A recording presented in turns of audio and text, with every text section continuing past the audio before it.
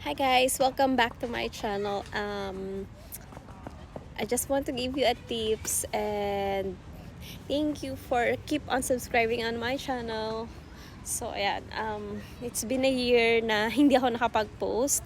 Ngayon lang ulit kasi na-busy talaga ako sa work. So for today's video, I'm going to give you some tips and advice how to pass an interview here in Canada. So, ano nga ba yung madalas tinatanong ng employer? Like, tell me about yourself. What are your skills? And what are your different? Why are you different from other candidates? So yun yung madalas tinatanong. And then ano pa ba? If you have a question for them. Yun. Itong tips na to is applicable siya sa akin kasi I do a lot of research before ako nag-interview. Like, ano yung profile nila, ano yung meron sa family nila. So, before ako nagpa-interview, I asked dun sa agency namin kung ano yung background ng family. So, tinanong ko muna kung ilan yung alaga ko. And then, what else? Ano yung mga workloads. So, ayun. So, I've done my research and and then, ito yung mga tinanong nga nila sa akin. So, syempre, meron kang konting alam about sa kanila. So, nung tinanong ako na tell me about yourself, sinabi ko na kung ano yung pangalan ko or yung nickname ko na pwede nila itawag sa akin, yung age ko, and then yung ang dami kasing dumadaan, sorry. Nadidistract ako. So, ayun. Age ko. Tapos, yung past experiences ko. That's the most important. Kailangan sabihin mo sa kanila yung experience mo, yung skills mo, kung ano yung pwede mo i-contribute sa kanila, ano yung pinaka-asset mo. So, for me, sinabi ko, mahilig akong mag-cooking. I like baking with the kids. So, nagtuturo ako kung paano mag-bake with the kids. So, ayun.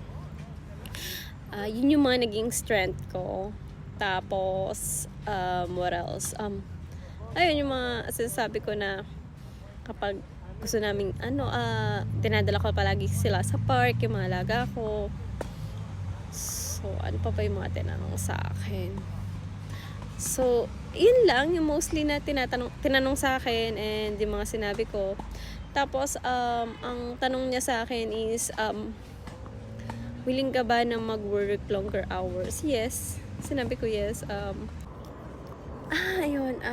After that, tinanong niya kung anong kinaiba ko sa ibang candidates. So, paano mo ibebenta ang sarili mo? Actually, hindi ko alam kung paano ko ibebenta yung sarili ko kasi hindi ko rin kilala kung sino-sino yung mga candidates.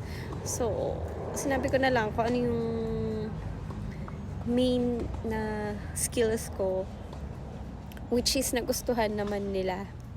So, sinabi ko na dito ako magaling, ito yung pinaka-strength ko. So, I love cooking, I love playing with the kids, which is, yun naman, mahal ako ng mga alaga ko ngayon. So, ayun.